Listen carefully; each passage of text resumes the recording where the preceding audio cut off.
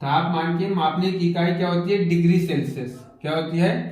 Degree Celsius. इसको किस तरह दर्शाते हैं? इस तरह, ठीक।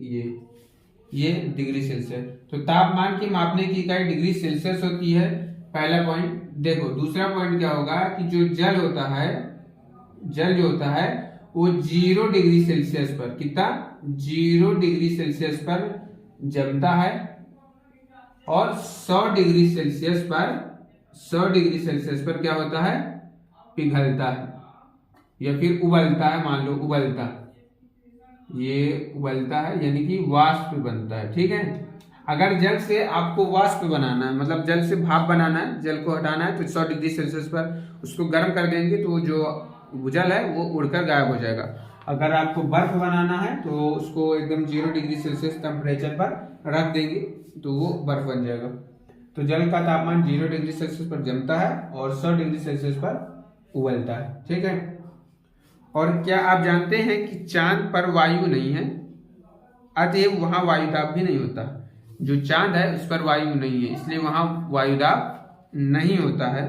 अंतरिक्ष यात्री जब चांद पर जाते हैं तो वे विशेष रूप से सुरक्षित हवा से भरी हुई अंतरिक्ष पोशाक पहनते हैं। यदि वे इस अंतरिक्ष पोशाक को न पहने तो अंतरिक्ष यात्रियों के शरीर द्वारा, तो अंतरिक्ष जो यात्री होते हैं वो एक विशेष प्रकार का कपड़ा पहने हुए होते हैं जिस पर क्या होती है कि हवा भरी हुई होती है, ये एकदम शुद्ध वायु भरी होती है।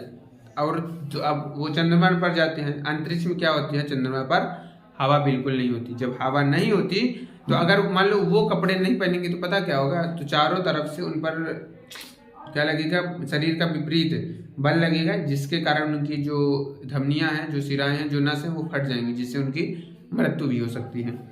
देखो पवन के बारे में समझने के लिए क्या करना पड़ेगा? आपको पढ़ना पड़ेगा। तो सुनिए लेक्चर को। उच्च दाब क्षेत्र से निम्न दाब क्षेत्र की ओर वायु की गति को पवन कहते हैं।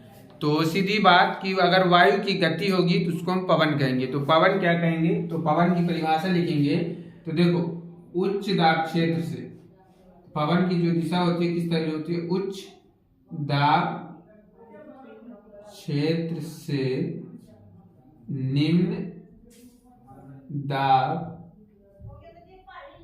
क्षेत्र की ओर वायु का प्रवाह, ठीक, पवन कहलाता है या पवन कहलाती है। देखिए जो पवनें होती हैं वो 3 प्रकार की होती हैं। पहला स्थायी पवन, दूसरा मौसमी पवन और तीसरा स्थानीय पवन, ठीक है। तो जो स्थायी पवन, इसका नाम से ही स्पष्ट है कि ये स्थायी होती हैं, यानी कि जो व्यापारिक पश्चिमी एवं जो पूर्वी पवनें होती हैं वो निश्चित होती हैं। अब आप ये सोच रहे हो कि जो व्यापारिक यानी कि जो व्यापार करने वाली पवन होती है, व्यापारिक पश्चिमी एवं पूर्वी पवनें, जो पश्चिम से चलती हैं वो पश्चिमी पवनें कहलाती हैं और जो पूर्व से चलती हैं वो पूर्वी पवनें कहलाती हैं। आप जो हवा का प्रसार है इसे हम अभी समझेंगे कैसे, कहाँ चलता है। और देखो जो ये क्या होती है कि वर्ष भर निश्चित दिशा में चलती है, हमेशा जो है निश्चित दिशा में चला करती है। पहले इतना समझ लीजिए, फिर आगे हम समझेंगे थोड़ा सा।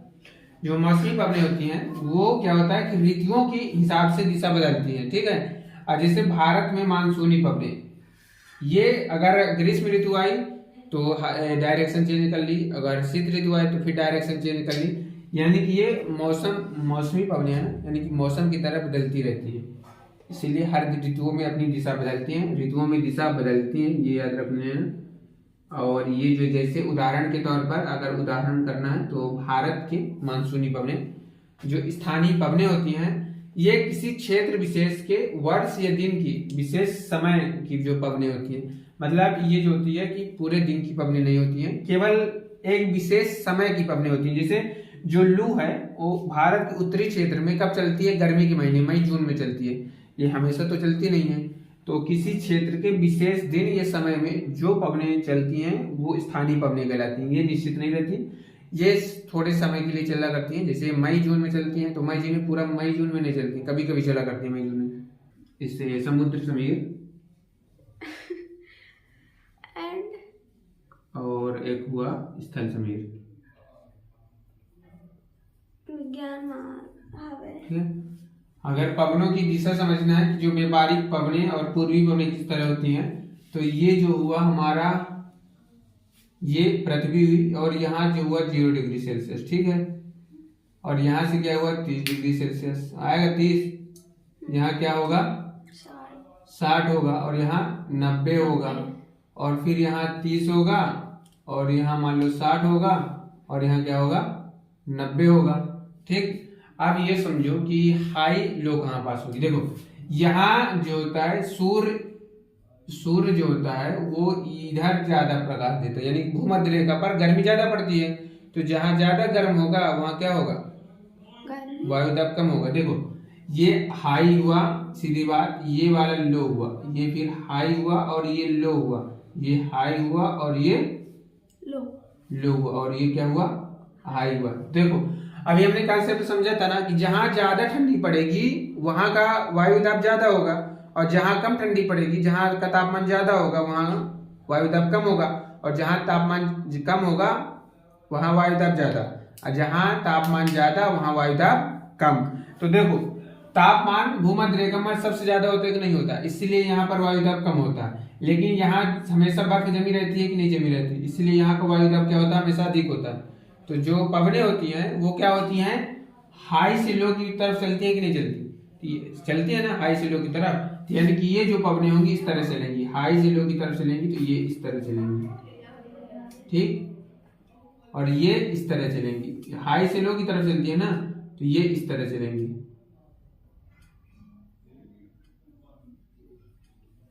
ठीक। और फिर ये इस तरह चलेंगी।